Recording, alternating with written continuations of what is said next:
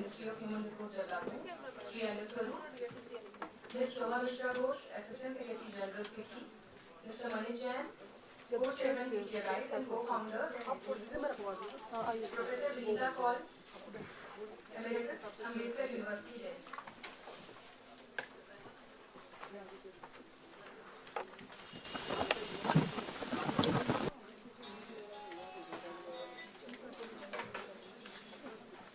May I now request Ms. Shobha Mishra Ghosh to moderate the inaugural session.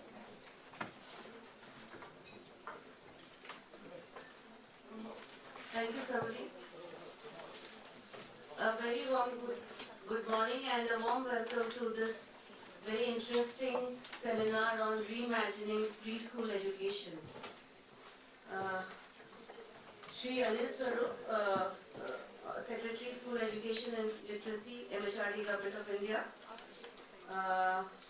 Mr. Manish Jain.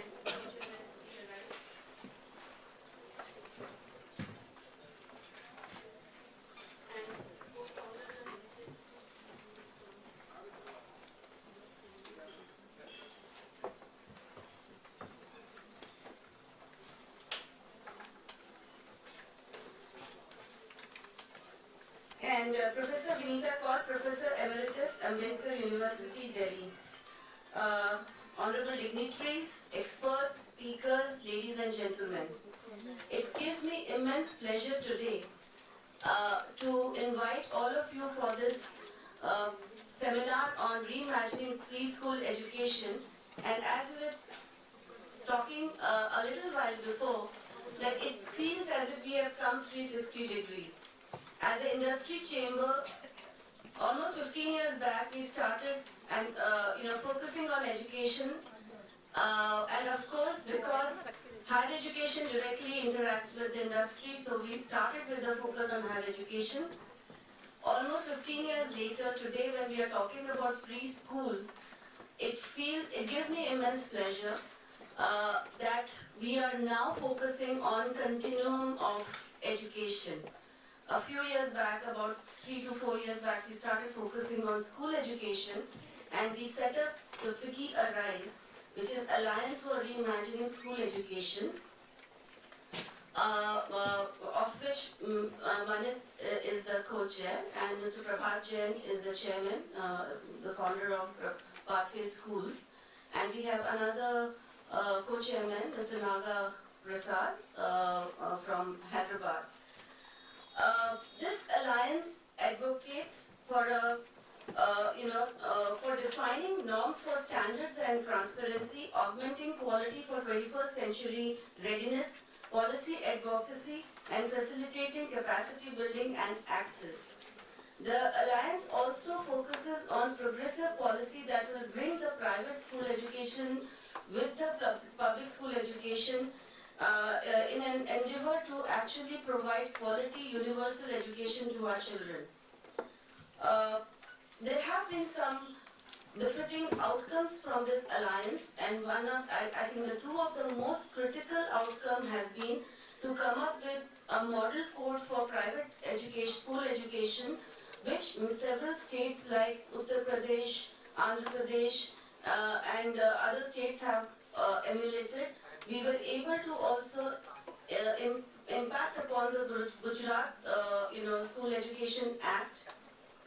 And another critical outcome has been the child safety norm. And unfortunately, some of the incidents that took place in the last couple of years that propelled us to come up with some guidelines for child safety. And sir, I'm happy to inform you that we will be releasing the first cut of the child safety guidelines today. This conference is basically to deliberate upon a very important link in the education cycle of a child, which is a preschool education. We all understand that when we are talking about development and growth of a country, education and skills plays a very important role, and we can't focus on education in silos. And therefore, the continuum of education is very important, and the very foundation is the preschool education. And therefore, this seminar is of very big importance. And as Secretary had mentioned a while back, that what he expects us is to focus our deliberation towards bringing about an action plan at the end of the day that we can share with the government. And I would urge all of you to think about what is it that we want from the government and what is it that we can do today to make this seminar successful. I will stop here now, and may I now request Sri Anil Swarup to give his opening remarks.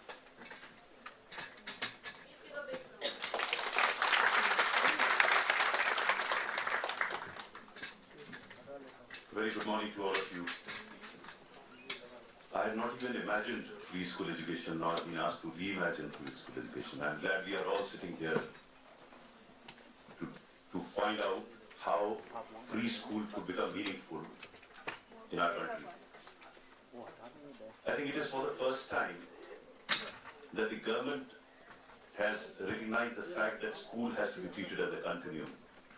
And I'm also glad that FICCI has also done that, because having built the structure of higher education, they are not looking at the foundation of school education. Is that right? How important is school education for all of us is we are gradually discovering. But what has happened in the past few months is that government and the finance minister announced in his budget speech the launching of a new scheme called Samagra Shiksha Abhiyan. Now this Samagra Shiksha Abhiyan actually looks at education as a continuum, from preschool to class 12. Before that, we were looking at education in segments, from class 1 to class 8 as Sarv Shiksha Abhiyan, and class 9 and 10 as a part of Madhyamik Shiksha Abhiyan. But it was felt that you can't break education into silos, at least school education, and until you look at it in a continuum, I think the purpose won't be served. I won't go into the details of what led to formulation of the scheme, but I'd rather focus on what we expect from this seminar today. What I'm expecting is that at the end of the day, at the end of the conference, we have some sort of a draft guideline or an action plan, clearly outlining what needs to be done to promote school education or to put in place preschool education, how it can be done, who will do it, and by when it will be done. It will be much more focused in terms of delivering in future the recommendations that emerge as a consequence of discussions today. And I'm so glad that FICCI has taken upon itself this initiative, because a few months ago, FICCI Arise had ventured into attempting to find a solution to a very major problem with regard to fee regulation. And all sorts of suggestions and legislations were being bandied around. The initiative that FICCI Arise took ultimately resulted in a legislation which has been brought out by UP government and has been appreciated by all. So a very major problem that existed in terms of school regulation now finds a consensus, and I'm sure the other states are going to learn from it. On similar pattern, I would believe that even in case of school education, preschool education, we should be able to deliberate. My request to those that are going to speak today and question today, please don't speak generally in terms of education in this country, what is wrong and what is right. That's the easiest thing to do. Please be very focused whenever you make a suggestion as to if there is something wrong, because in my understanding in the government domain, preschool does not exist except in a few states. So whether it is right or wrong, it may not be right to say. We would like to understand from the experience of people who have actually indulged in preschool education, whether in the private domain or in the public domain. I'm glad some state representatives are also here. They have had some experience in preschool education, but from central government point of view, we are trying to see how we can guide them. So what we are looking at when you come up with suggestions is to what are the interventions that are required. There could be a legislative intervention, there could be a regulatory intervention, there could be a financial intervention, there could be infrastructure related intervention, and there could be human resource related intervention. For example, people who meet me now after we announced the preschool education have been speaking about the lack of trained teachers in preschool education. Now I would suggest that some of you should deliberate as to what are the existing mechanisms for training preschool teachers, what really needs to be done to do that. But whenever you give an idea or a suggestion, keep the following things in mind. Because an idea itself may be very good, If we are unable to make it happen on the ground, that idea is useless. It can be good for an academic discussion, but for an idea to happen, and please listen to this carefully, that idea has to be politically acceptable, it has to be socially desirable, it has to be technologically feasible, it has to be financially viable, and it has to be administratively doable. If it is not so, then the ideas will remain ideas, and maybe post-retirement I'll indulge in this intellectual discussion, because then I can afford to do that. I can tell others what they have to do. Right now I can't tell others, I have to do it. And if it has to be done, it has to be probable, it has to be possible, it has to be doable.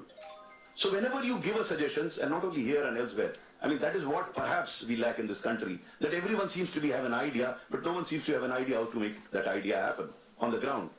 And having been a bit of a man of action, of attempting to do things on the ground, I love ideas, but I love those ideas even more where I'm able to convert those ideas into action plan. So my request to you would be, first, no general discussion. No general discussion about corruption in general, about school education in general, on what is right and what is wrong. No, please. There are success stories sitting in this room. There are people who've done things on the ground. Let us try and understand from them, how did they do it? And then let's try and understand from them, what does it take to do it? And then, how we can scale that, what is happening.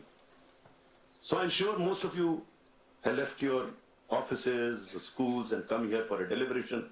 Let this be a very meaningful, positive delegation. Now I use the word positive very positively. The reason is very simple. We are all so fond of masala that we enjoy talking negatively of this going wrong, that going wrong, that going wrong. And that is what the nation wants to know, no? I would suggest that nation should know positive things in the country. Should try and learn from positive. Why I say that?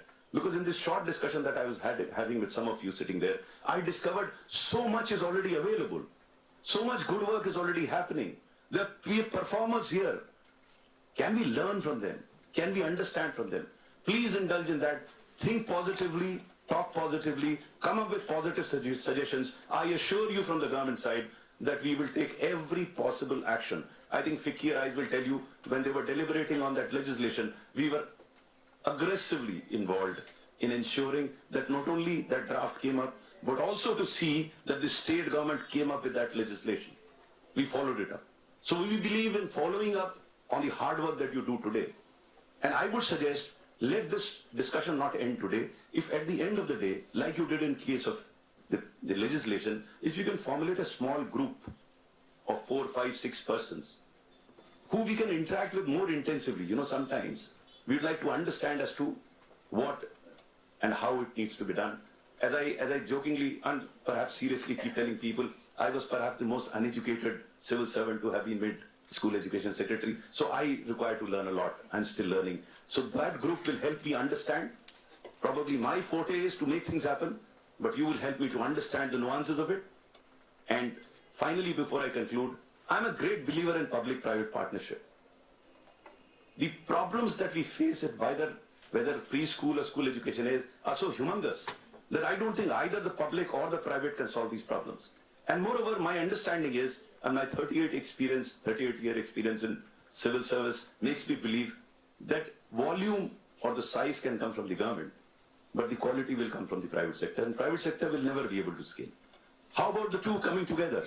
How about the two working together? So let the public and private come together with a lot of positive energy, and let's make it happen. I think preschool education is extremely important.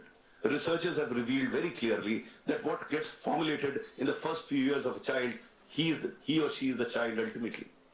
So we have to focus on that, and I'm so glad that we have come up with this policy announcement, and I hope with your cooperation, with your assistance, with your guidance, we should be able to take it forward. I once again thank FICCI to have invited me here. I would have loved to stay on right now, but as you know, I have to attend a parliamentary committee. I have to appear in evidence before that. But you can rest assured that I'll be back later in the afternoon to listen to you. Thank you very much.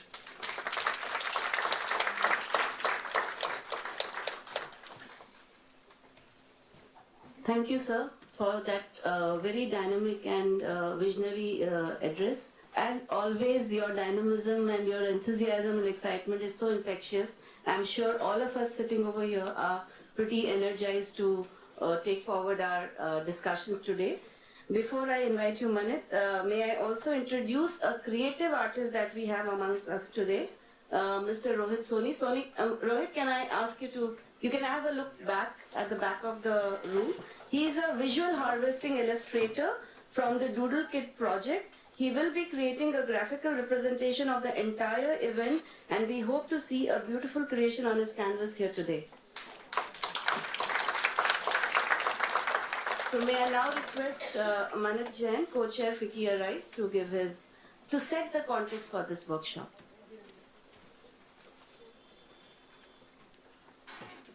Good morning, everybody, and thank you, sir, for setting us off on a positive note.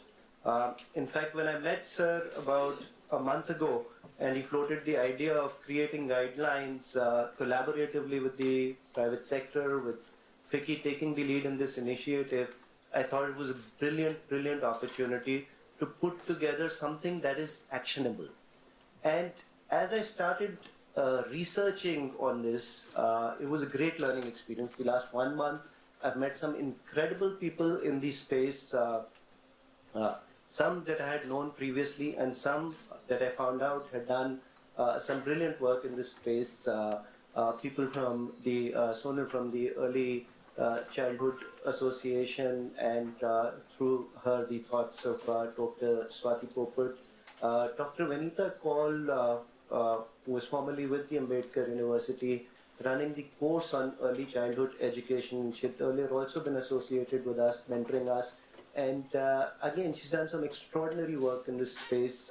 Dr. Suniti Sanwal, who's now done some tremendous work on this curriculum, and just dialogues with all these people gave me so much hope. And sir, I'm completely with you when you say that there is so much expertise available. It's just unfortunate that we're not able to sometimes put them together in one room and create, like you say, most importantly, something actionable. There are ideas, there are policies, there are several documents that get floated, but does the vision in these documents actually reach the child? And that is where we want to focus all of our energies today. This is definitely a very diverse space. There's a range of institutions, and it is definitely going to be challenging, but there are some things that are common to good education. And can we find that common ground and define some standards for that, some guidelines, some norms, while some of you sitting here may be running great institutions who will also agree that until now it's been a kind of a free run, and somewhere with putting children at risk. So we'll have to take that responsibility. If we're seeking autonomy, we will also have to make ourselves accountable. And without saying much, I now would like to share a little bit about the specifics about of today's event. So we're starting with 2 panels. One is going to talk about, mostly focus on what are some of the good initiatives that have happened with different states. Yeah. So in the co-location of Anganwadis, in preschool education, what are some of the successful models? And Dr. Vanita Kaul is going to moderate this session. The second session is going to be about teacher education, some of the private school initiatives, and Dr. Anju Khanna is going to be moderating that session. Again, like Sir said, we want to focus our energies on solutions. I mean, we can analyze problems to death, and we can blame ourselves, and we can blame the entire country and previous governments and everybody for not getting where we're getting. But I think the one we need to blame the most is ourselves, because we talk a lot and we act a little lesser than that. So towards the afternoon, once we've set the soil and we have the context in place and we've got some understanding of some of the models, we'll get into 2 breakout sessions. And in these sessions will be run in workshop mode, where we'll collaborate, take ideas from everybody, decide what are the areas that require regulation, what are the areas that require guidelines, and collaboratively we'll create those guidelines so that we come out with, if nothing else, definitely a clear index, a clear content map and a clear roadmap for developing this document. And I must also ask for the group's commitment in ensuring that this happens at the earliest. We want to definitely do it in Mr. Anil Swaroop's term here, and we know he's a very positive person. We know he's going to take suggestions. We know he's going to drive action, and he's going to hold us accountable. So this is the time to do it.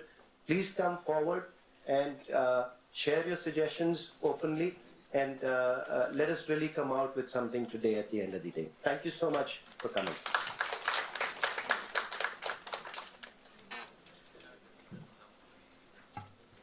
Thanks, Manit.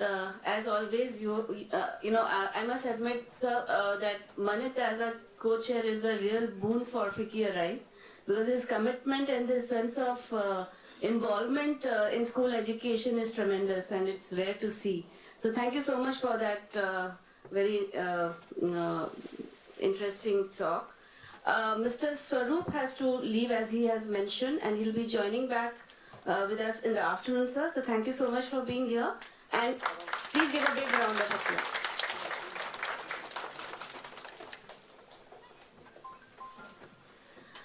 So as I had mentioned that we will be releasing the child safety report, which he has agreed to do when he is back in the afternoon. So we'll be doing that then.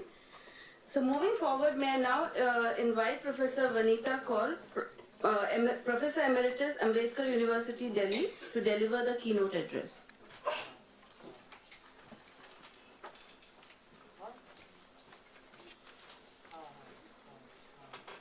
Can we all invite every speaker with a round of applause? Thank you so much.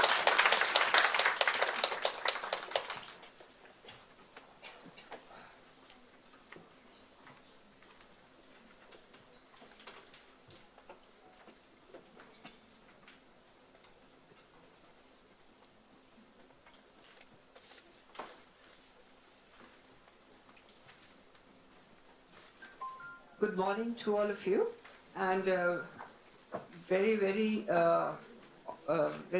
heartening and very, welcoming remarks from the Secretary really gives us a lot of hope that finally something is going to happen in this domain. And this excitement, I think, will rub off onto all of us. So to start off, I've just realized that I was asked to do this in 20 minutes, but now I've just got 12 minutes. So I think we can get the message straight that talk less and do more. So I will try to, what I was asked to do was that very recently we have now for the first time, I think in India on a large scale, a very significant evidence on the whole domain of early childhood education, or preschool education as we call it, regarding what is happening in India, thanks to our partnership with lots of organizations, but particularly UNICEF, and a partnership with Asar Center. We have done this research at Ambedkar University on 14,000 children who were followed up when they were, who were identified when they were 4 years old, and we followed them up until they were 8 years old. And every year they were assessed, the quality of the program, where they were going, and so on. So I'll very quickly start off first by just giving a kind of a background to why we did this study, because we realized that there was more and more evidence coming in internationally on the whole significance of early childhood education, as the Secretary just said, and the need for us to focus on this area, because brain growth is 90% of the brain growth is almost completed by the time the child is coming into the school system, into class 1. And maybe even earlier. And very often, what we find surprising is that class 1 in our country, well, RTE talks, the Right to Education talks about 6 to 14, but in most of the states, children are coming into class 1 at the age of 5+. So they're coming in even younger. So there is some concern as to what is the kind of curriculum they're getting, what is the kind of treatment they're getting. And what the research is showing us is some very significant learnings from it are that one, that of course, as I said, so much of the pace of growth is the most rapid in these early years, but more importantly, it is determined to a significant extent by the environment the child gets. So if we are not able to give the children the right kind of environment in terms of their holistic development, then there is every reason to feel concerned that will they really be able to beat up to the expectations that we have from our huge, what we call demographic dividend. So somewhere the starting point has to be here, and this has to be the most important aspect of the whole school system, because this is the foundation.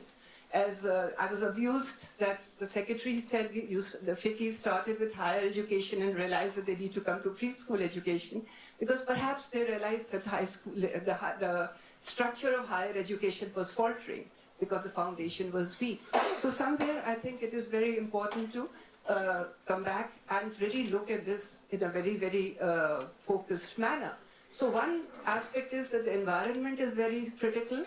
And the other aspect, which is again coming from neuroscience, is that within this space, within the space of the early childhood years, there are certain critical periods for development of certain linguistic, social, psychosocial, language, cognitive competencies, which are, I would almost say, prerequisites. And our study now is confirming that they are prerequisites for primary education and for lifelong learning, not only for primary education, but for lifelong learning. So if we are able to address these particular competencies, and how do we address them? Through giving the children a proper environment. And if we are able to do that with appropriate interactions and environment, then we can stay confident that that will really be a good head start to children's education for life. There is enough evidence to say that what happens in early childhood determines how they are as adults. And therefore, this is the starting point. So I'm recurrently emphasizing this, that this is where the importance comes. So why did we do this study? Because we wanted to know exactly what is happening in India in the area of early childhood education, which is so important.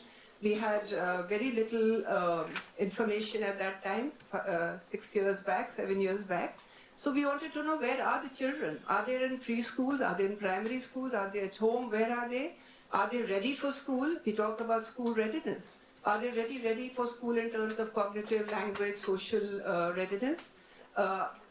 What extent, if they are given the right kind of environment? We didn't have evidence in India, so we were looking for evidence on how does it impact their learning in the primary schools and subsequently in the secondary, starting with immediately in the preschool and then subsequently in the primary schools. Can we identify what are those quality parameters in early childhood? Because this was another major concern, that there's so much of diversity of practice. We have such good practices around, but we have such other kind of practices also around. So what would be the practice? What would be the kind of curriculum that would really lead to a significant impact, a positive impact on children?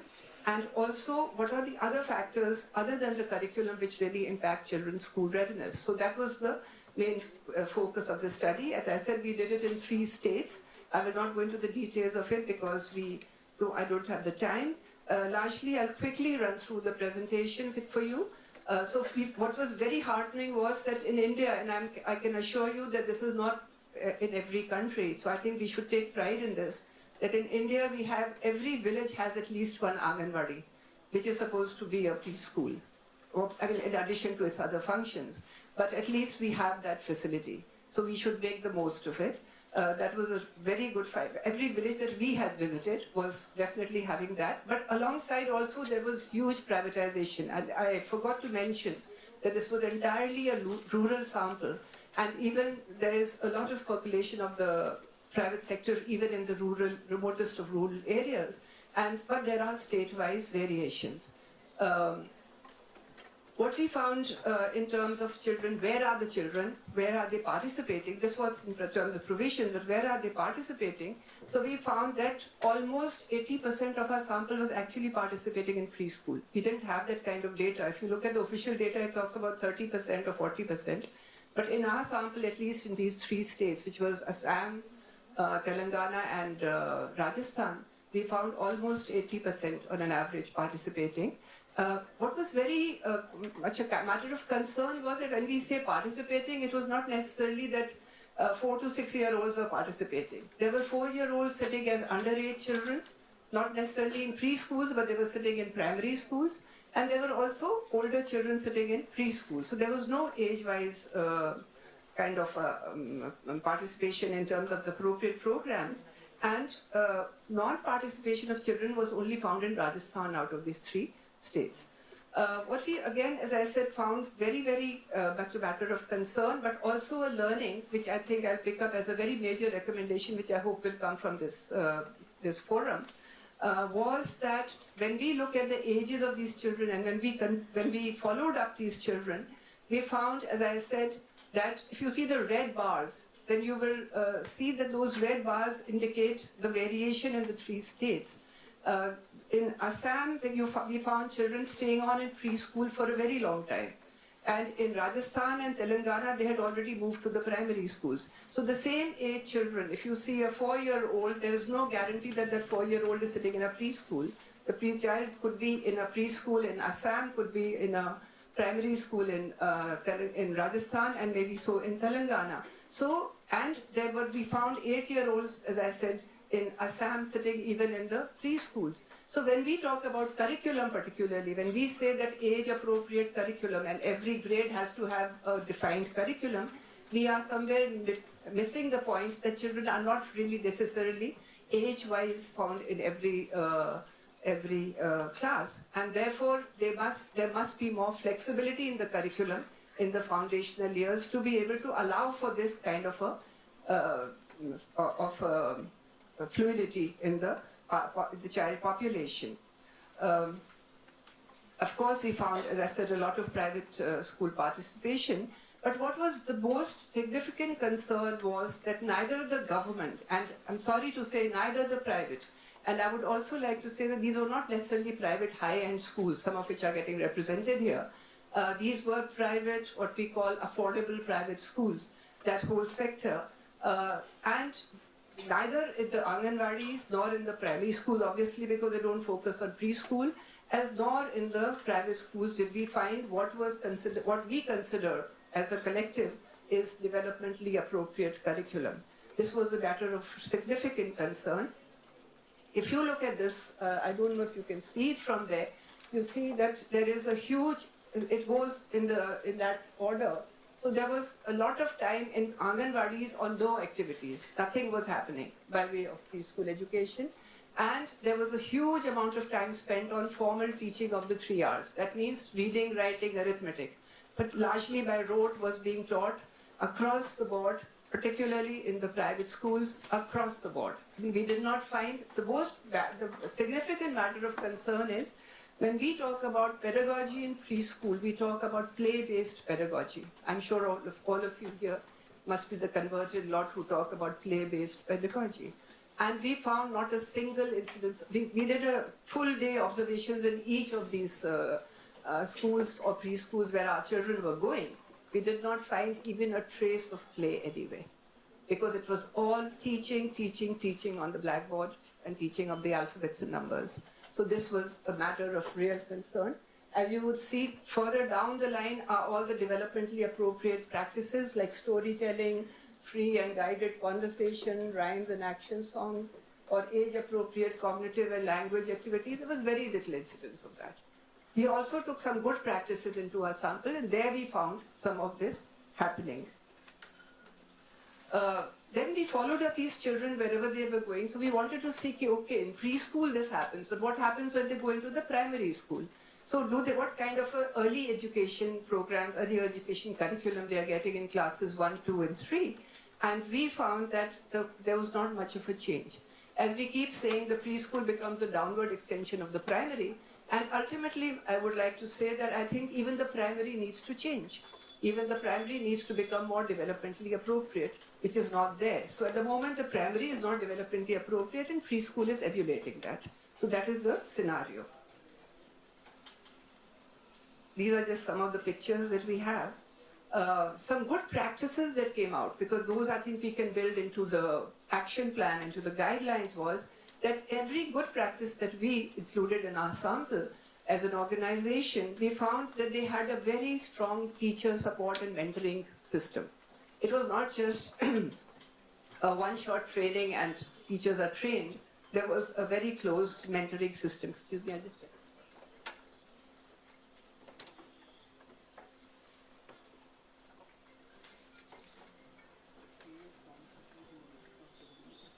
A second aspect that was very significant was the quality of the curriculum.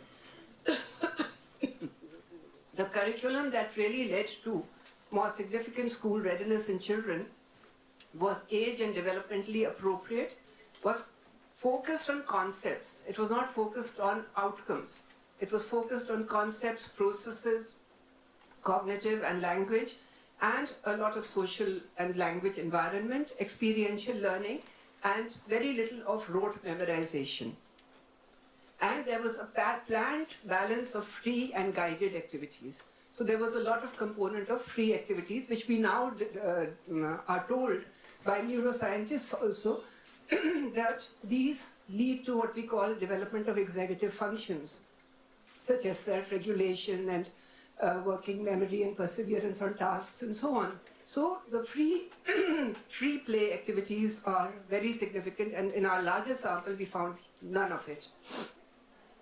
We found also that continuity of curriculum, that is from preschool to primary, in terms of a language-rich environment and a very interactive environment, was a significant input, as well as positive disciplining.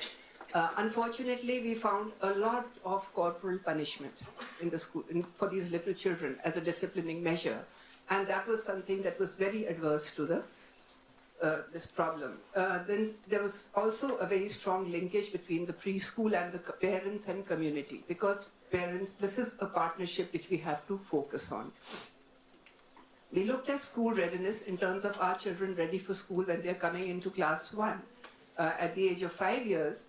And we looked at it in terms of cognitive and psychosocial readiness. We found that they were ready in terms of socio-emotional competence, but in terms of cognitive and early literacy levels, not early literacy, but I think in terms of cognitive levels in the preschools and early literacy in the primary schools, they were very low across the board. And largely, there were certain competencies that they were not able to do even at the age of 5, which I have listed here. For example, phonemic awareness. Now, we expect children to be phonemically aware to be able to learn to read. But then we found that even up to almost the age of 6 and 7 years, without the necessary right kind of preschool education, children were not able to have that kind of ability. Similarly, pattern making, thinking in sequence, all these are basically process-based abilities which schools do not focus on, preschools don't focus on. Okay. So, if you see these graphs, we see a very clear indication that preschool participation mattered. So just the fact that if we compare children who were not going to preschool and those who were going to preschool with other factors controlled, we found that just participation in preschool mattered. Children who did well in the way we measured their school readiness score, the children who got a higher school readiness scores at age 5 in their preschools, they did significantly better, as you can see, the two graphs. They did significantly better in the primary school in the area of language and mathematics. So there was a very definite, very clear relationship between school readiness at age 5 and learning in the primary years. And when we looked at some of the specific competencies that are there, for example, the pre-number concepts, if we looked at that in the preschool, children who were better in that, we found were also better in maths and language in the primary school. So there was a very one-to-one relationship. And the child and home factors that were very critical, of course, the quality of the program was there, but in addition to that, age of children. So we should not be just imagining that no matter what the age, we get preschools we see around the country where you have 2.5-year-olds coming and they are being taught the alphabet. So somewhere I think it is a matter of concern that we need to see what is age appropriate, what is developmentally appropriate. That is a area of recommendation we need to pick up very strongly. Mother's education was a very critical variable, and having a print-rich environment, especially for learning to read, whether in the preschool or at home. These were some of the critical variables. I'll just come quickly to the recommendations. First, most major recommendation we have is that while there is, what we understand is that there is quite a significant participation of children in preschool now, largely because of the expansion of the private sector, but also because Anganwadis are getting universalized. But at the same time, the quality is a major concern. And what our major concern was this whole area of curriculum. That even if they come into the preschool, if we really want to have preschool as a sound foundation, we need to focus on a developmentally appropriate curriculum, which is not only appropriate for the preschool part of it, but also continues upward into the primary grades. This is very significant for two reasons. One is, as I told you earlier, there is a lot of fluidity in terms of the age-wise participation of children in these years. So you may find younger children sitting in the higher classes and older children in this. So we have to cater to that flexibility, to that fluidity by making a more flexible curriculum. So we should not have a preschool curriculum, a class 1 curriculum, a class 2 curriculum in a very rigid way. Of course, we have to have that progression of along the early learning continuum, but that needs to be flexible so that we allow for children to work at their own pace. But at the end of class 3, the strong recommendation is there should be a kind of a consolidation, so that by that time we should ensure that all children have the basics and then they can move forward. Otherwise, if we are just assuming that every class, the syllabus that is being taught is leading to learning, is not a very valid assumption.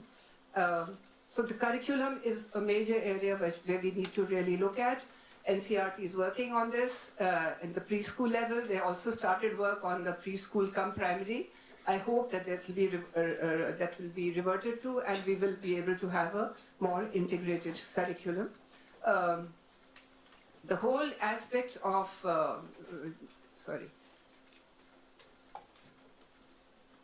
there is a need to bring in legislation. That is the point that the Secretary mentioned. It is very, very important, given the key importance of early childhood education, to bring it into the RTE and integrate it into that as the starting point of school education. It's very, very welcoming that Samagra Shiksha Abhiyan has brought it in, but it should be brought in operationally and more effectively into the system. Most important is the professional needs of teachers. We cannot assume that, some of the factors that I think in my hurry I forgot to show, some of the quality factors that are critical for making a good preschool program. One of them is a trained professional teacher. And if we assume that just anybody can teach in preschool, I think we are making a very significant mistake. So we need to provide for professional training. There already NCTE has a 2 years diploma for preschool education. There may be other options. So somewhere there's much more thought needed in terms of how to professionalize this whole sector of teachers and have a very close link with preschool and primary. Infrastructure, again, is a major recommendation, that we need to have proper infrastructure, we need to have proper training, and we need to have a holistic approach to the education of young children. Thank you very much.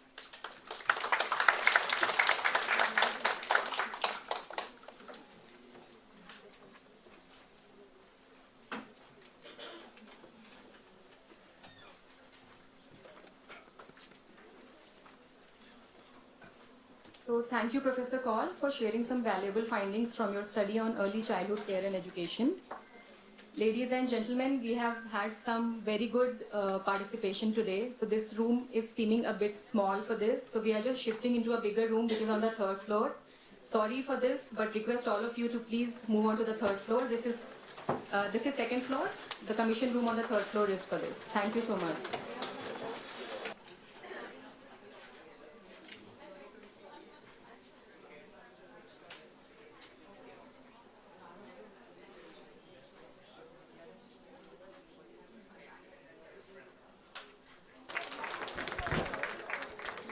Smita Gupta, Education Specialist, UNICEF. Shri Bhim Patil, State Project Director, Sikkim. Shri G. Srinivas, State Project Director, Andhra Pradesh. Shri A. Shahjahan, Secretary General, Education, Kerala.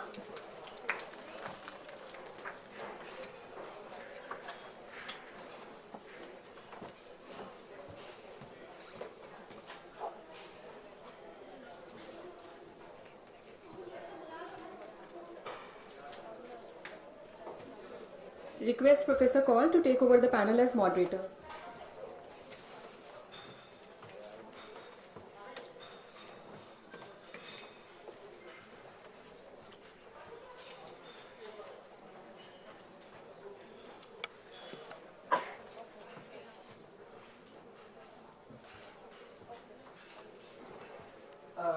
Well, good morning again and welcome to this session. How much time do we have?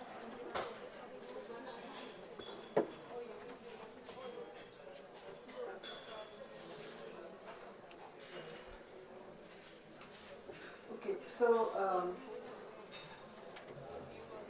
this is a very, very important session in this whole seminar, largely in the context of what the Secretary said in the morning, that we are moving from what is the research evidence that is there in this area, what are the issues that have been flagged, and if we have to scale up preschool education and make it a part of the Samagra school system, then what are those recommendations that are needed in order to be able to do it more effectively and be able to ensure that every child gets the kind of preschool education which is the right of every child and which is absolutely a investment into the human resources of the country. So keeping that in mind, we have a very eminent panel here with us today. We have on my right, we have Mrs. Asha Das. I would like to introduce her straight away, that she has been Secretary, Women and Child Development Department in the Government of India, and has had a lot of experience in the area of local, state and central levels in different departments, but here particularly her experience with the Women and Child Development Department will be very, very useful. She's been secretary in the states as well as at the government of India level, and has worked also in a lot of in the social sector. So when we talk about the child, we are not talking only about the child in isolation, we are talking about the child in a certain social context. And she's worked with on empowerment of women, scheduled castes, scheduled tribes, backward classes, minorities, and very, very significantly the care and protection of children. So it's not only about preschool education in isolation, but she has a vast experience around the child as well. So I think one by one I could introduce and then we could start. So I would request Mrs. Asha Das. Essentially, this is in the context of what we hear, the government's recent, I don't know whether I should call it a resolution, that for the states to co-locate Anganwadis in the primary schools, because there is a commitment from the government now to offer preschool education to all children. And hopefully this will also become a part of the fundamental right of every child. So once that happens, and even as of now, the government has issued some kind of guidance to the states to ensure that even the Anganwadis, which are actually the primary delivery system for preschool education so far, in addition to many other services, is co-located with the primary school so that they become the beginning part of the early school continuum. And this means physical co-location to the extent that it is feasible, but also it will mean curricular co-location, correlation. It would also mean a lot of convergence and coordination. And who better than a person who's been a secretary, Women and Child Development Department, and seen all departments, we couldn't have had a better person for guidance. So I would request Mrs. Asha Das to enlighten us on this whole question of how to make this convergence operational and effective. We would, since we have a little constraint of time, over 5 to 7 minutes. actually say that the idea of relocation, I mean the topic of the thing, is a little confusing so far as I am concerned. I think it really suggests that the idea is probably to shift the ECE centers to the school, and therefore, to my mind, it would mean the WCD would take care of children from 0 to 3, and that the Department of Education would take over 3 to 6. I don't know if it's a good idea, because to my mind, preschool children, their development and growth has to be, also early education has to be a continuum from 0 to 6, and because there is an overlap of many of those things which are the other contents or the parts which are integral part of the ICDS, will have to be covered with them also. So while I'm very happy that HRD has taken the initiative to say that they need to step in to improve the standard of early education, which is what I think in all my career, while I held the charges of or looked after the care and early education of children, we did find that the early education part was very was hardly attended to in the manner it ought to be. The reasons were many. One, of course, we didn't have the expertise. The Anganwadi worker doesn't have the expertise and all. So we are all aware of that the timings are too short, the workload was too much. So they were also not trained to do this task as such. So I'm very, very happy that education is stepping in and would provide. To my mind, I think it should be, the question probably is to locate Anganwadis as close to the school as is possible, so that two basic objectives are achieved. One is to facilitate older children, which we always felt was necessary, the older children to go to school, to join the primary schools, so that the younger siblings are taken care of close to the school itself. And second, which is also very important from the ECC point of view, is that the teachers and the school staff and others can step in to supplement the efforts and give education, early education supports to the Anganwadi centers to provide for the children. Well, this is a matter of policy which I think the departments concerned would have to sort out and decide as to where they would locate, whether you locate them close to school, which is what I think is the initiative which WCD had taken long time back to say and request that Anganwadis should be built next to the school. To my mind, there has to be one nodal department which takes care of the entire gamut of activities which are for 0 to 6 children, and therefore I would think that it should continue with the WCD, but with a lot of support and stake and ownership which the education department should take and provide all the supports which are necessary for them, maybe within the same premises or close to them, because shifting 3 to 6, 5 children after they go to the Anganwadi to school premises, I think would only add to a lot of problems and supports. So far as the merging of the programs is concerned, I think the first thing that is necessary is to have and adopt a uniform policy for child care and also for early education. While I think the 2013 National Policy Statement on ECCE lays down all these and includes that convergence is necessary, that education department would be also responsible for the early childhood education, and which I think is the purpose of this conference. I still feel that what is probably necessary is that not only a statement by the national policy statement, but the portion which applies to each department in that, since it's a multidimensional, multidisciplinary sort of a work which the ICDS does, it's not the responsibility of one department, but actually of all. And I often have said that I've held all departments in which I was only the conduit. The work had to be done by every other. So every time a colleague used to tell me, why do you write so many letters, I said, because because my performance depends on you, and you don't act, so I fail. So the thing is, whether it was women and child, or whether it was scheduled caste or tribe or minorities, there are so many aspects of development which are taken care of by a large number of other departments that I think each department needs to. And in the context of ECE, I do think that Education Department should take the ownership of providing all the supports and infrastructure, I think all of us. So that ownership has to be taken up.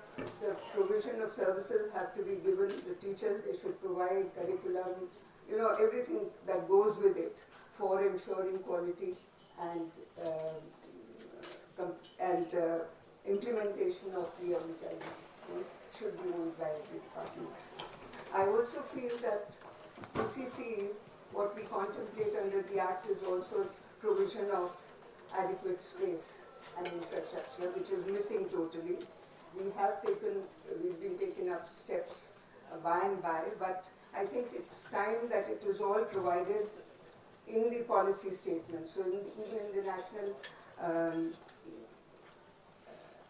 policy for early childhood education, I think those aspects are missing, and we should spell out in the policy itself the responsibilities which the other departments ought to take. For example, I can only say, these are things which have to be worked out in detail later, but a couple of them which I would say is, for example, Anganwadis and early childhood education, as also schools, need water supply.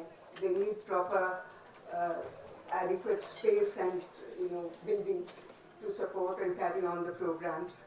So these are things which in the rural or even in the urban areas have to be taken up by the local government. And they have large number of funds, whether we can prioritize them and make them responsible. For example, if the NCC national policy includes paragraphs on what the responsibilities of rural development, Panchayati Raj, water supply, sanitation, and others are, which are essential for ensuring a right environment and technique, they would be able to take on those tasks and the ownership and give priority to the setting up of these things. So one is policy, which has to be comprehensive, and its ownership by the departments and all the stakeholders should equally have it. It's not as though the policy should only be a document which is prepared by WCD or HRD and not adopted by others or adopted. Ask a question. Yes. So when you say it should be a uniform policy and it should be owned by all departments, the relevant departments, should there be some sort of, because ultimately what works in a government system is a budget, right? So should there be budgetary provision in each department separate? Yeah. I'm coming to that actually as another recommendation which I was saying. That's why I said infrastructure first. Then the other thing which I think is very important is that it should be, I think I've already covered the point that childcare and education should not be segregated, they should be a continuum, so whichever is the local department. But I also feel that there should be, convergence can come in only if ownership is taken by the departments and they would do it. So if this is included in the document itself, their share of whatever has to be provided will be provided in their own budgets to achieve the targets which are set in the thing. So the convergence would require pooling of resources, for which I think, as you raised the issue of budget, I personally feel it should be decentralized totally, and pooling of resources should be done at the district level, where the collectors can be the nodal agencies who would be able to coordinate with the departments concerned, and on the basis of taking into consideration the local needs, etc., make available the budget and the resources to the people concerned.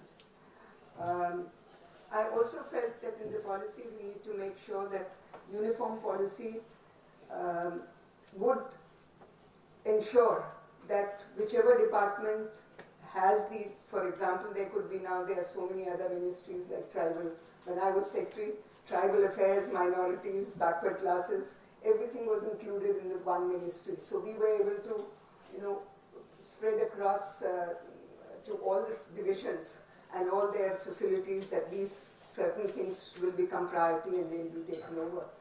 Now that we have so many other ministries, I think it's very important to say that similar programs, whereas children are concerned, it has to be the same. That if they set up a school or a preschool, it should cover these. One other aspect which I feel is very important, important is that we have to take care that your implementation, of course, is important, which will depend on the departments and stakeholders. They would take care of it. But along with that, they need to ensure that the children are taken care of. The care of children does not end at 12 o'clock or 1 o'clock or 1:30, which is what is happening. And I've been requesting for a long time that we need to ensure care of children and their protection and also their developmental needs after school or Anganwadi hours, which means the support systems which are required to ensure this have to be provided. And maybe, to my mind, school after primary school, after school hours, could certainly convert itself into a daycare center, which I'm not recommending that government runs it. I think it should be paid for and self-financed, but the facility should be, or the infrastructure should be provided, and so that the children can move from the Anganwadi to the daycare center or primary school to the day care, and their needs, developmental needs, can be taken care of, like whatever they need, coaching, they need entertainment, they need cultural and moral education, and everything else can be taken care of while the parents are away and they can take the children back. Many of the children, today I find, it's a disturbing thing that there's so much of abuse, which is not only of the children but also by the children, which is taking place in the country and going on increasing. To my mind, it's basically because of lack of supervision and guidance from the parents or the society. The curbs which we used to have earlier are not there. They are exposed to so much by way of media and everything else. I don't want to go into details of that. But there's so much of exposure and there's no guidance at all. Not only because the parents do not want to do it, but many of them, I've talked to several women's groups with regard to it, even in rural areas after retirement. They always say, कि बच्चे को क्या है? बर्बाद होने के लिए छोड़ेंगे. So if they don't send them to school, the girls to the school or boys to the school, this is what happens.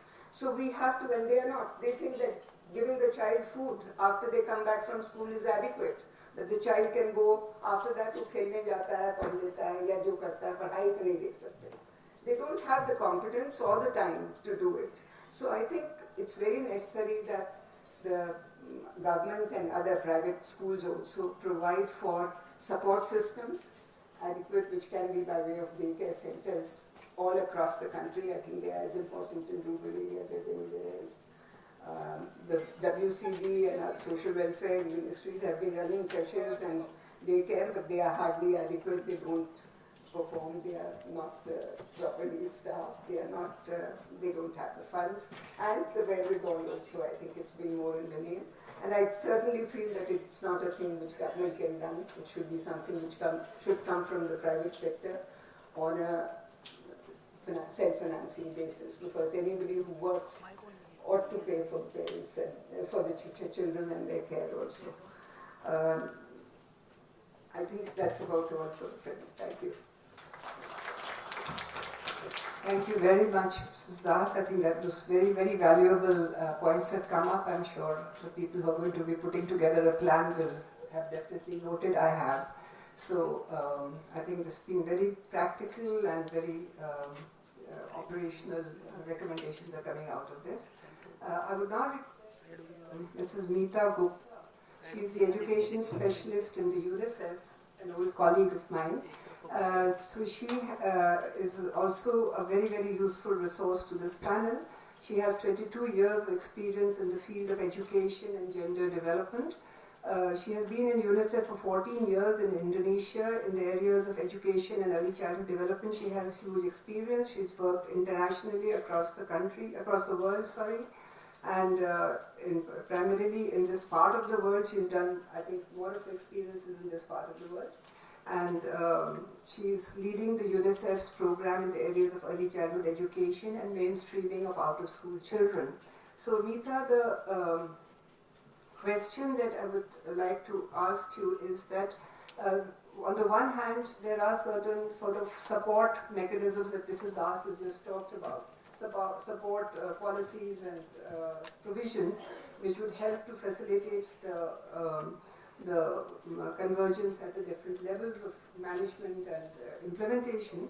But at the ground level, when we are talking about relocating the Anganwadis to the primary schools physically, do we, and at the same time, we also know that the Anganwadis are not necessarily the best early childhood preschool education program. They've not been able to offer because of various constraints.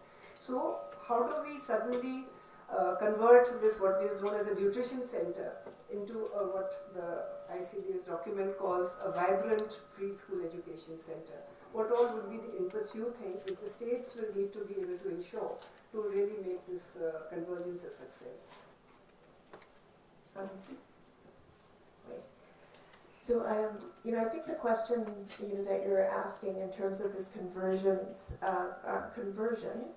of Anganwadi centers from what they've been primarily known for in terms of, nutrition feeding centers into these vibrant ECE centers is, perhaps the question that was on, many people's minds when the national ECC policy was adopted. And indeed, I think states have been already, taking steps in that direction.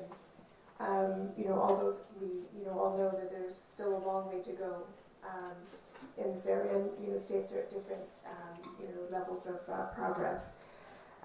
In terms of what it would require, of course, one of the most important parts of that would be an age and developmentally appropriate curriculum, which you were referring to earlier when you were making a presentation. And one of the things in this is that, of course, we're not starting from scratch. States have developed ECE curricula, and there is a national ECCE curricula framework in place as a guide, and states have taken steps in developing curricula in many states, if not all. But perhaps at this juncture, perhaps at this juncture, though, it might be a moment to kind of look back and review some of these curricula, to look at the extent to which they do align to the core principles and the components of quality that the National ECC curriculum framework kind of outlines within it. Looking at whether curricula are in fact play-based curricula, whether they are in fact not promoting the 3 R's as the curriculum framework refers to, and as the study findings, the longitudinal study findings, also point to the potential detrimental impacts of. Whether they are in fact promoting, they are in fact gender responsive, promoting gender equality, whether they are in fact inclusive of all children, including children with disabilities, and allow for that flexibility to include adaptations to reach these children. So, it might be a moment to kind of look back and review these curricula that do exist in many of the cases to see, do they in fact align? And with this convergence of the 2 departments, that can provide that opportunity to bring in that expertise from departments of education to work together with women and child development, bring in SCRTs within that review, also to look at how to ensure those linkages between the curriculum for preschool education with that in the early primary grades. And this may actually also, actually entail making adjustments in the early primary grades curricula as well, to ensure that there is that upward extension that you were talking about, that is critical to ensure that, there is a match between and a link between the curriculum and pedagogy once children reach grade 1. So I think that's one of the components with the curriculum framework. Look at what exists and look at how we can review that and strengthen that. going forward and build on that convergence that now that there's this opportunity for. And I think the study findings are also pointing to that need to look at strengthening certain areas where we are seeing there is a promotion of the 3 Rs. There isn't as much of that emphasis on the play-based activities that should be there. And the other critical aspect, of course, of EC equality is capacity. And I think we've been talking about the fact that this is a critical concern when we're looking at the context of Anganwadi centers. I think it was mentioned that if we were talking about this, ideally in terms of what it would take to implement a quality EC program, it would be that dedicated, qualified preschool education teacher. But as we were talking about in reality, in the context of Anganwadi centers, we are looking at an Anganwadi worker who has a number of different responsibilities and doesn't come in necessarily with those qualifications. And if I look at some of the lessons, from providing support in that arena and what it has, taken in terms of building capacity, one of the things is looking at the teacher education institutions and strengthening those in the area of ECD, which I think is critical. In the context of the ICDS systems, that's been Anganwadi training centers, mid-level training centers, to not only build the capacity of Anganwadi workers, but those who would support her. Because it's critical not only for that, but that she receives that mentoring and support. So one of those critical areas is looking at how do we build the capacity of these Anganwadi training centers, mid-level training centers, and then with the co-location, actually bringing in SCRT, bringing in the support of head teachers and primary school teachers, as is being done, for example, in Rajasthan, where they've developed guidelines in terms of the co-location and looked at bringing in that support from schools. But some of the things that have worked is ensuring there is that critical mass of capacity within states. Mm-hmm. So when we are talking about support of head teachers or SCRTs and other teacher education institutions, so there has to be some sort of, do you think, training for head teachers, training for all these people in this area, because capacities may not necessarily exist even in those institutions. In those areas. So those teacher education institutions and those teachers, absolutely. So it requires a concerted effort in terms of building capacity for early childhood education within both systems, both arenas. And really building that critical mass of capacity in states to take this kind of training forward. So in states where we've worked within the ICDS system, that's been looking beyond even Anganwadi training centers and mid-level training centers that don't have the capacity to reach out to all Anganwadi workers, to looking at building the capacity of CDPOs, supervisors, Anganwadi workers who are strong, making them into master trainers. So looking at how do we build that core set of capacity. And in addition to that, and also ensuring within any sort of capacity building that there is room for hands-on practice. There's one of the lessons that's come out of capacity building has been that. And if we've looked at, states such as West Bengal, for example, there's been the modality of actually establishing model Anganwadi centers as a platform for honing skills, for demonstrating what quality ECE is, and also honing skills in this area. So looking at those opportunities for that. And in terms of building the capacity, as you're saying, of those who would provide support, one of the models, again, I'm talking through the ICD system, that's where we've largely been providing support so far. But in Chhattisgarh, for example, there's the ICDS leadership program that UNICEF has supported, working with the Center for Learning Resources as a technical partner. And what that actually focused on was, that was in 5 districts, but was focusing on building the capacity, starting with CDPOs, using experiential learning, so again, hands-on practice from that level, having them adopt Anganwadi centers, practice their skills there, and then take that on down the line, down to Anganwadi workers. And again, then in that process, building their capacity to provide that supportive supervision to the Anganwadi workers.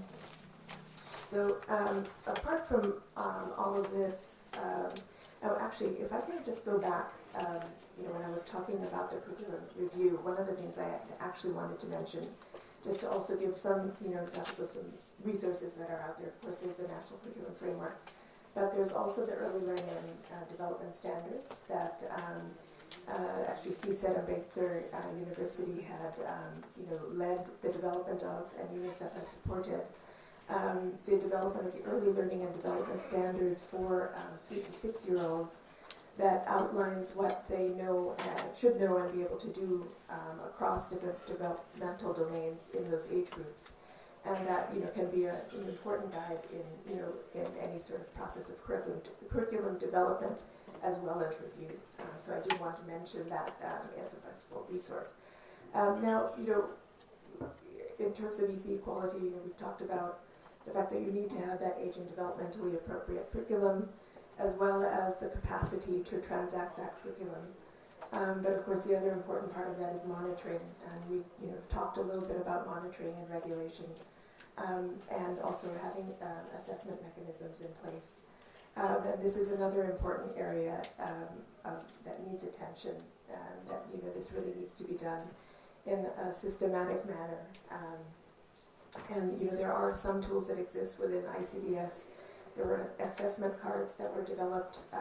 There are national prototypes available for states to use that are aligned with the early learning and development standards that I was mentioning, and that are by age across the 3 to 6 age group. That allow an Anganwadi worker to then look at a child's progress, an individual child's progress, and look at areas in which they require support.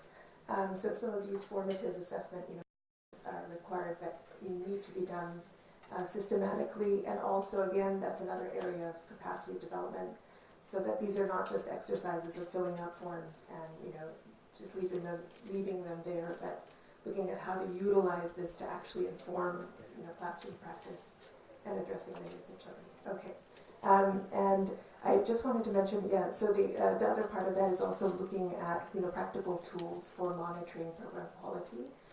There's some work in that area that we're doing, again, working with CECED, and looking at a simplified tool to assess program quality that could be used in the hands of actual practitioners, of supervisors, for example, in ICDS, could be used within the education system as well, when you're looking at co-location, and looking at some of those key quality parameters. And here again, there are the national quality standards that are there, to guide us in terms of what quality needs in ECE. So there are some existing, standards and resources that are already in place.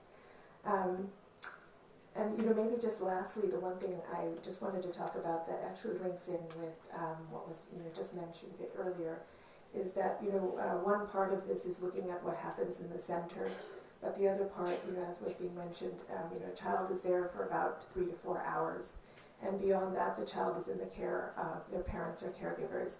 And we also really do need to look at how we equip parents and caregivers with the skills and capacity to provide a supportive learning environment at home, and support what happens in centers at home, and look at some simple ways of doing this in those periods when they're interacting with their children, when they're feeding them, when they're bathing them, when they're putting to sleep. How do you maximize those opportunities and provide those skills, and how do we look at those outreach opportunities to parents? And this is where, with the co-location, perhaps SMCs might also be one modality in reaching out to parents of children in this age group, along with other things such as ECC days and other modalities that exist within the ICDS system. Thank you, Rita. I've just got a shock that there are only 20 minutes left for this panel. I thought we had more time, so I'm managing time very badly. So Lata, if I can request you to make it very brief for 5 minutes, but let me first introduce you. Again, Lata is an old friend. She's a veteran educationist, and I know that, so I don't have to read it out from here. Okay, yeah. So basically, yes, I know that it's not mentioned here, but I'm sure everybody knows that she's been the principal of Modern School Barakanga Road for a long time. She was director of now she's the director of Made Easy School, and she's also a member of the Board of Management of National Bal Bhavan and director of Mind Champions Learning Systems Limited, a subsidiary of NIIT. Again, because of the dearth of time, I won't be able to go at length about her various accomplishments which I know about. But essentially, Lata, the question to you is that we cannot think in terms of making effective preschool provisions for children without taking the parents and community into account. One of the findings of our study was that, a major factor which was responsible for developmentally inappropriate practices, largely formal teaching in the preschools, which should not be there, was because the parents were not aware of what is good quality early preschool education, and that was because their expectations were determining what was happening in the schools and the preschools. So how can we more effectively, do you think, reach out to the parents for both creating this awareness but also for advocacy, because somewhere also there is a lot of possibilities of partnership with parents, as Mrs. Asha Das just talked about, even that after school or after preschool programs. So what could be the mechanisms and possibilities of being able to involve parents, educate parents, and get them on board in terms of ensuring the children get the best kind of preschool education? Thank you, Vinita. I think if you look at this whole room, and if you pull in the experience that's contained here, it should be 400 years.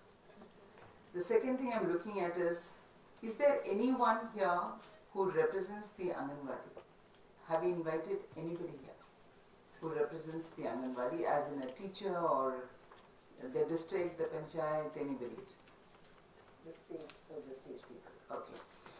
So, one of the things, just as a prelude to the question that I need to answer specifically from Vanita's point of view, is that yesterday I spent some time looking at one village, the last 2 days, ever since I thought I'll need to do something with this conference, is that spend time in the village of Bandhwadi in Haryana, and I found the following.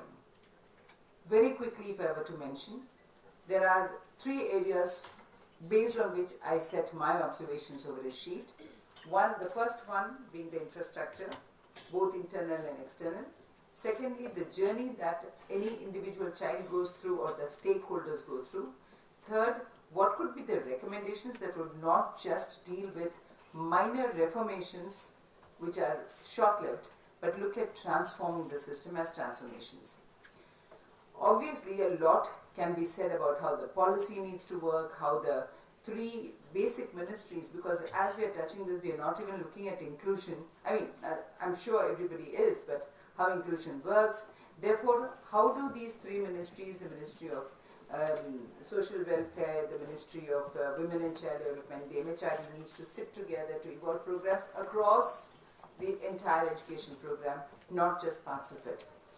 And then if you look at the curriculum that gets delivered, and there is enough competence in this room to say that people are practicing different ways, and all of us are looking at the best practices, not just one way, whether it is Montessori, whether it is Waldorf, whether it is now the new Sesame Street. I mean, I think the naturalistic way, the Indian way, the Aurobindo, there are a whole lot of things that we look at as the best practices to make it a child-friendly practice. Now, having said all this, and her question about, I think basically to deal with stakeholders, but I want to quickly also underscore the findings that I had in just about 4 sentences. There are 4 Anganwadis in that particular village that I'm talking about, and only 1 Anganwadi is close to a primary school, thank God for that, so there is some movement or reference from where we can take this off. The 3 other Anganwadis, true to its definitions, are in the Angans, where I think it is easy for child to reach. But having said that, I looked at the enrollment. About 80 students are, 80 to 120 students are enrolled across these Anganwadis. And the school, in the last 2 days that I visited minimalistically, I think that's not necessarily a good sample. However, we have children in the age group of 3 to 11 sitting in the Anganwadis, and on both the days, the attendance does not cross 16. During lunchtime, even these children, so I tried finding out why they don't come if it is such an attractive scheme. The reasons for not coming is that the teacher herself needs to go to the nearby factories and ask the children to come even to get into this attendance. This is the real scenario. And then secondly, you ask them why the parents don't find it attractive enough. is that the parents come, collect the food, and the children go to nearby, not so attractive private schools. So this is one issue. So although their attendance is marked here, food is taken, but so these are the real life situations that's happening. Then we checked up about the kind of staffing that they have. There is this one teacher who, if you ask her what is her qualification, she tells you, I'm BA final kiya hai. She doesn't even say that she's a graduate. Okay, so having said all this, her training, when was she last trained? She says, I'm transferred, I'm new, somebody here was new, and what is the material used in the classroom? If you look at the entire infrastructure, and for some of us who, I mean, this whole room, which I think probably deals with private education, and a lot of infrastructural support that people get, training support that they get, the real scene out there is so pathetic. However, I don't think we need to spend more time knowing what actually doesn't happen. And just to answer this question, I would just relate to the point that has been experience that, you know, with some the parents, are responsible. So I found one parent, I'm basing this finding with just one parent who had come there to pick up the child. So I had a conversation. Now I think some of the things that need to be done apart from teacher training is like also the kind of parent-teacher meets that we have, and not make it just a point on our diaries, but actually look at what get transacted in our parent-teacher meetings. Also, look at the kind and quality of training that the parent themselves will need, because they represent, I think, the most underprivileged sections of the society. So what is the kind of conversation, the kind of, you know, the material that needs to be done, the kind of exposure they need to have, starting from their health, hygiene, attendance, nutrition, and I think and also a lot of counseling as to why their child should come to school. So I think when we're talking of parents getting involved, unless they do get involved, this system is not going to be successful.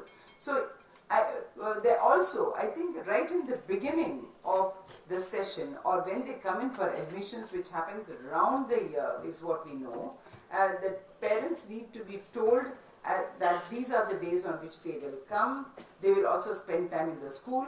Can we use the same Anganwadi space, as she said, instead of having just childcare and other appropriate programs for children, can we get into a way in which we could have some parental education, some basic literacies, whether it is numeral, whether it is language, can we get into some literacy programs for the parent, because they themselves don't represent any support system in the house.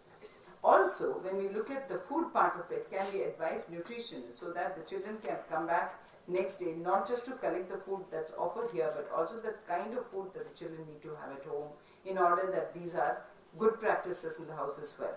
The third thing, I think, is to bring the parents into a lot of socio-cultural integration into the school, so that when something of fun, festivity, celebration and awareness is created, there is the participation of parents in a big way. And also, even if it is in a very informal way, build small committees in which the parent's voice is heard, and the parent is therefore, awareness is raised within that community, because by and large, both the parents are working as labor or otherwise in the neighborhood. And I sometimes am a little worried about this integration, only because if it takes, am I sure that in each of these villages, against the existing policies, correct me if there's an improvement on this, whether the schools that they need to reach is 1.5 kilometers, at least a school available at 1.5 kilometers distance. If you need to reduce that if it's a 3-year-old going to school, because it's not possible, the child will require to be dropped, and I'm sure that there are villages across various states where this provision is also not there. So will the child be able to reach school? Will there be some support by which they'll be able to meet there? And therefore the parents' involvement becomes more and more. And how are we going to support that family so that the children come to school? I think these are some of the basic points. For want of time, otherwise I would have gone into this whole journey of how we can actually take a pen and sit down together and draft a program of training for parents, involvement of parents, involvement in the policy that each Anganwadi is run, or the preschool education and the integration into primary school education is run. How do we look at their own literacy, growth and development? How do we give them the importance of why it is to be better informed, and also, I think, keep them engaged in such a serious way with the school that the stakeholding actually picks up, which is what is happening in most of our good private schools. unless that stakeholding is emphasized, re-emphasized, adopted, generated, doubled and educated, I think we are still at sea. It's not such a dismal picture. I'm sure there's hope and all of us can work towards it. Thank you. Thank you very much, Lata. So I think if you could, on behalf of the organizers, I'm saying if you can give all those valuable inputs that you have to them, they will be able to utilize this in the action plan. But also this is a good time to move to the states, because you mentioned that we don't know what is happening, whether the location is happening or the co-location is happening, are the Anganwadis close to the primary schools or not, and what is the modality that is being followed. So for sure, because of the want of time, because we should have started with you perhaps, because you were the most significant participants in the sense that you were actually doing what we are talking about, but still we'll make the most of the session. So I would request first Mr. Bhir Thatal, who is the State Project Director, Government of Sikkim. I think these are both progressive states that are represented here, Sikkim and Kerala. So I would request him to please share with us what is the state doing in this context, what are the challenges you are facing so that other states can learn from those, and how you are addressing those. Thank you, madam. First of all, I extend my very warm greetings from the first and fully organic state of India, that is Sikkim. Yeah. So I would just want to highlight upon some of the achievements that we have made in the area of these pre-primary classes. To start with, our state Sikkim came into fully Indian style of education scenario in 1978 only, when the education department was established. So that way it is around the 40 years only that we are into education system, that is modern education system. Prior to that, we had this feudal type of education system, and one peculiar system was called monastic education. Monastic education would mean in the monasteries, these children were given the education to go through the Buddhist scriptures and texts only. Now, in the modern time, we have made this monastic education a modern education as well. So in 1978, we started with the school mother concept, which is to say that they were in fact the pre-primary teachers who used to take care of the pre-primary students. Now they were called school mother. This is a unique feature in India. Nowhere in the country this concept is there. This is only in Sikkim. In 1980s, we started formal trainings for the pre-primary teachers, and by the end of by the time we started 2000, we were almost in conformity with having a very good system of pre-primary education. But suddenly what happened is that all of a sudden a lot of private players started emerging in our state, because of which the parents started taking their children to private schools. As madam was saying, not very good schools yet, but the parents were very keen to take their children to the private schools. The other thing is that the ICTs were not very functional in our state. The reason is that, first is that we have a difficulty in our terrain, you know.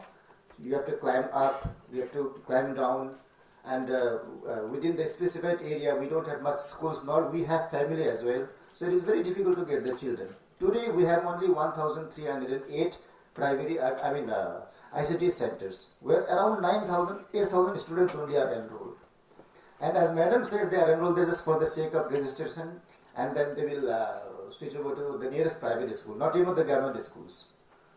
Now what happened is, when this RT Act came, all of a sudden the state government decided to close down the pre-primary classes in Sikkim, because the Act said children in the age group of 6 and 14. But when we found that this is not mandatory, that the children who is at the age of 5 or 4 cannot go to school. It is said that for the children who are in between 6 and 14, it is mandatory, universal license of elementary education. So in 2012, we started pre-primary education again in Sikkim. And in 2015, we notified that in Sikkim we will start kindergarten system. So we started KG classes at the age of 4 or even 3 plus, 3.5 plus. We started enrolling them in KG, LKG, and those who are at 4.5 or 5, we started enrolling them directly into UKG. So in 2016, we started with 31 pilot projects. Sikkim has altogether 763 government schools. So we started with 31 pilot projects in 2016, and in 2017 we went up to 235, And this year we started KG classes in all the government schools. The reason is that in the earlier days, because of these private schools, there was a decline in enrollment. The other factor is that we have a very low TFR. We have only 1.4 or 5 total fertility rate. And of the 6.5 lakh population, we have 24% going to the school, of which around 19,000 are in pre-primary classes, including private and public schools. Now, these are our initiatives, which the NCERT have been very kind enough to visit our states over and over again, design ECC trainings for us, develop KRPs, and they have also taken our module, the way that we have been doing. We have started, though books are not to be given to the children at the KG classes, we have designed guidebooks for the teachers. And we have also made a separate uniform, which is something, which looks very attractive, because we in Sikkim give uniform to all the students. For LKG and UKG, we have designed something different, and it looks attractive also. And now children are, really keen to wear that uniform and go to the school. So that is our initiative. These are some of the practices that we have made. However, we have some challenges. The one is that we have not been able to co-locate this ICTS with the government schools because of the rough terrain there. Secondly, there has to be a clear distinction between the responsibilities of the ICTS and schools. From the age of 0 to 3, let the ICTS take care of everything, and after that, let the KG classes take care of the education part of the ECC. So if this is well defined, then we can go ahead. The next is that we ought to give some guidelines to the private schools, because they are not meeting with the standards of the RTE, yet they are enrolling students. We have in Sikkim started one initiative that those schools which do not meet the requirement of the RTE shall be closed down. So these are some of our initiatives, and I must tell you that because of the KG classes, the enrollment has really gone high. In the last 3 years, the enrollment in KG classes, rather in primary classes, has gone by around 6,000 to 7,000. So that is our achievement, and this is all I had to share with you. Thank you very much. Thank you very much, and thank you also for keeping to the time. May I quickly request another eminent speaker, Mr. Shah Jahan, who is Secretary General Education, Government of Kerala, another progressive state, to share his experience with regard to preschool education. Thank you, ma'am.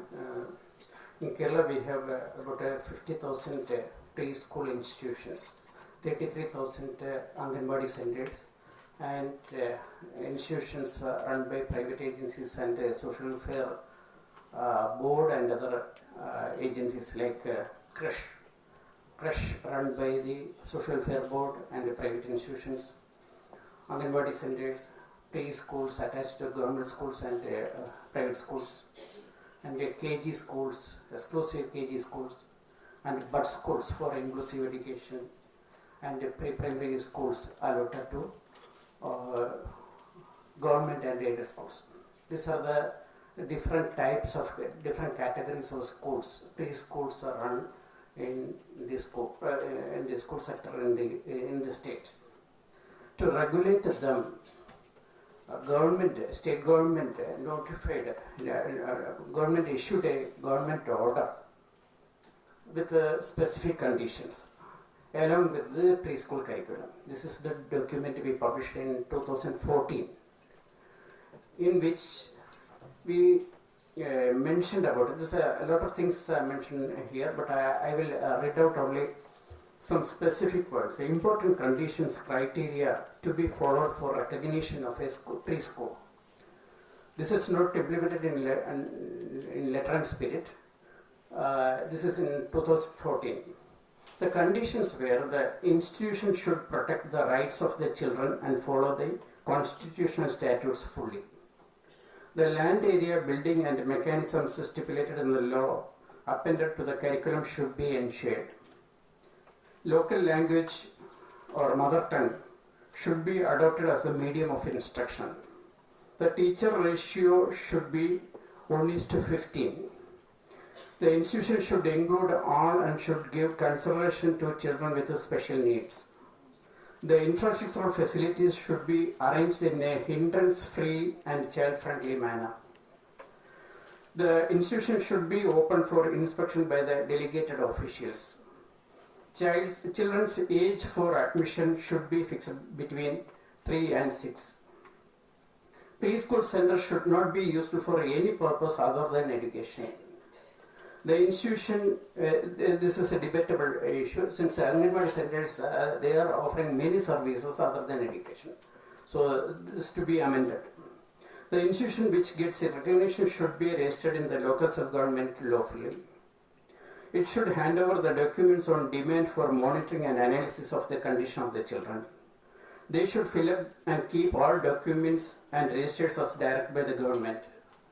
The learning methods, caring services, parental participation, etc. suggested in the official curriculum should be correctly followed. The teacher and helper working in the institution should have the prescribed qualifications. There shall be no discrimination on the basis of the caste, religion, gender, physical or mental features, language or place of birth for any child desiring admission. Necessary information should be collected at the time of admission using the health card suggested in the school health program or ICDS project. There shall be no formal education, 3 hours. There shall be no formal education and the children should not be subjected to written examination or other formal test. The learning should be in the play way. These are the conditions we prescribed in this government order.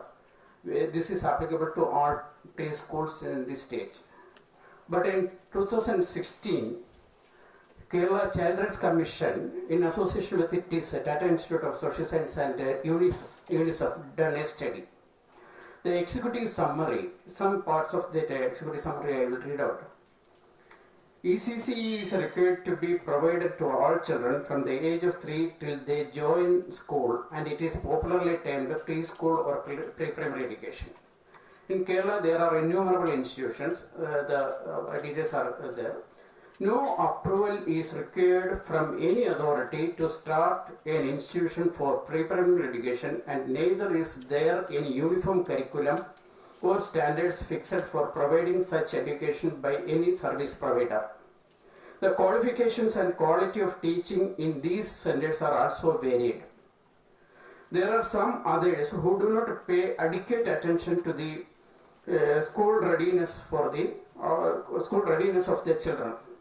There is also no mechanism available to assess the education being imparted to children by them. No effort has been made to bridge the gap in the pre-primary education provided in tribal areas. Though Department of Social Justice, there is a Social Welfare Department, is recognized as a nodal department for preschool education at the state level, they have focused so far only on the issues connected with the education and care provided through the Anganwadi system, which caters to less than 30% of the children in the age group. Effort has been made to enforce the standards through registration, accreditation, etc. These are the some findings in the executive summary. There is no a uniform curriculum needs to be put in place for all centers imparting preschool education, including Anganwadis, etc. So I have to mention here that yesterday we had the PAB meeting of Samagra Shiksha Abhiyan. Kothari Commission mentioned about this lead school concept. So we suggested that this year, this academic year, we will co-locate 3,000 Anganwadi centers with the 1,000 government schools.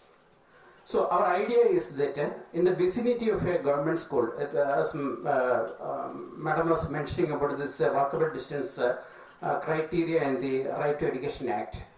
So a primary school catering classes 1 to 5, the children has to have the accessibility of a government school within a kilometer of walkable distance. But the Social Justice Department, Government of India now reduced the norm. Earlier it was the norm was that it's an Anganwadi center for every 1,000 children. Now it is reduced to 800 children. So for every 800 children, there should be 800 population. There should be a Anganwadi center. So the norms varies. So how to co-locate an Anganwadi center with the school? This is a very critical issue. It varies state to state. So we have decided that we will co-locate or we will adopt 3 to 4 Anganwadi centers with a government school. So the government school teachers will go to the Anganwadi centers, and the Anganwadi center will interact with the government school. So 2 years of preschooling will lead to the admission of the children in the adopted school. This is the idea we have. So PAB approved that proposal also. So we will work out the details and we will implement this in the academic year. I will end up my suggestions here. Thank you. Thank you very much, Mr. Sharjah. Again, very interesting experiences. I'm sure, sorry, we are really running very late.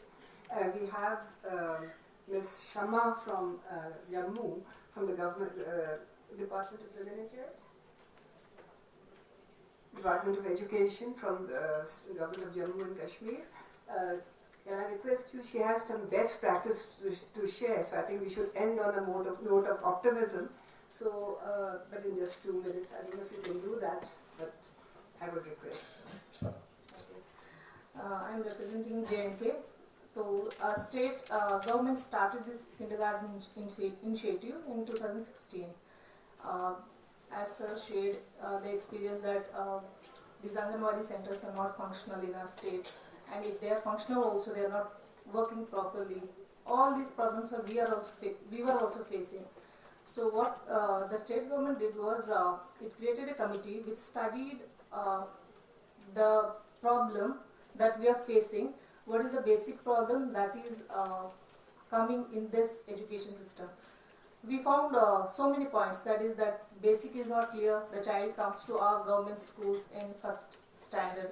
There is no kindergarten concept or no elementary level of education where the child will learn basics. Soon as the child enters the first standard, we don't have any sort of a curriculum or basic assessment where we can assess the child and teach the child on a proper guidelines. So what we started with the kindergarten in 200 schools in J&K. So that is running in government schools. So mainly ma'am was talking about curriculum, infrastructure, then community sensitization program, mother sensitization program. What we did was we developed this classroom, one classroom in the best schools. In that we enrolled the age group of 3 to 6 children, and we started teaching them. And we have a curriculum which is designed also for this particular age group. In that we have started with playway method, where what was challenging was mainly we started with infrastructure. We have the best infrastructure, we have curriculum, we have everything. What was challenging was like how to sensitize community, how to sensitize mothers. So in this program we started with community sensitization. We called VC members, then we undertook the meetings. We sensitized them. How are we changing the education sector? How can you benefit out of it? How can the community benefit out of the government initiative that has been started in J&K? Then we started the mother sensitization program. In that we gave a nutritional chart to the mothers, where mother has to give that nutrition at home when the child reaches home. Then we gave the guidelines, what mother has to follow at home once we are teaching the child in the school. What are the guidelines that mother has to follow in the house? So like this we started this initiative. Main challenge was enrollments were like going down in J&K. This was a very challenging aspect that we were facing. So after starting this project in